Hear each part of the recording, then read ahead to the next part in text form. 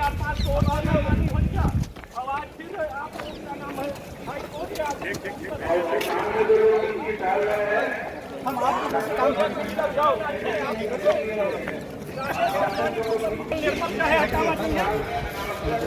आप आओ यहाँ पे तो बता ही सकते हैं नहीं रहो हम अंदर नहीं जा सकते ना यहाँ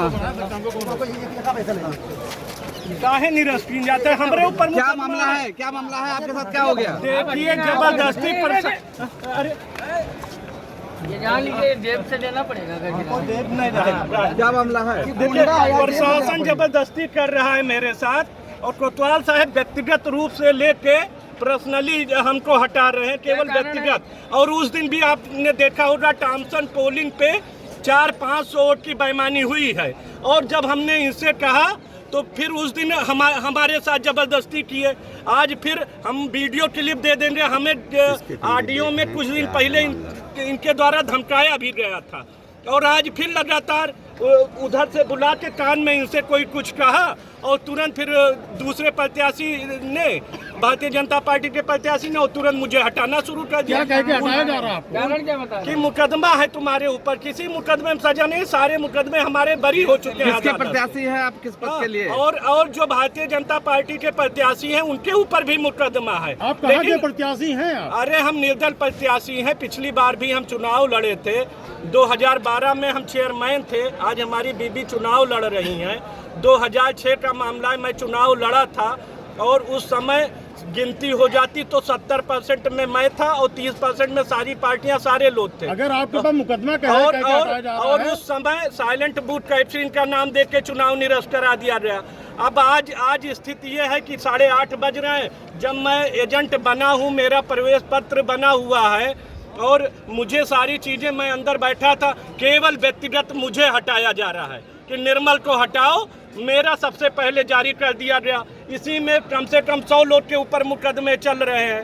स्वयं भारतीय जनता पार्टी प्रत्याशी के ऊपर वहीं बगल के गुप्ता जी हैं, उन्होंने मुकदमा किया हुआ है लेकिन उनको नहीं हटा रहे हैं। केवल पर्सनली हमारे साथ अन्याय हो रहा है और अगर बेईमानी होती है, कुछ होता है तो यहाँ जिम्मेदारी कोतवाल साहब की होगी। किसी से शिकायत किया इसकी आपने? इसकी शिकायत भैया अभी तो तुरंत हमको हटा रहे हैं। इसकी शिकायत हम आरओ साहब से भी बात करेंगे, डीएम साहब से भी बात करेंगे कि पर्सनली मेरे साथ ही क्यों। अच्छा, क्या अंदेशा लग रहा है क्यों आपको हटाया जा रहा है? ये भैया हर बार यही होता है कि साइलेंट बूथ कैप्चरिंग का नाम देके चुनाव निरस्त करा जाए।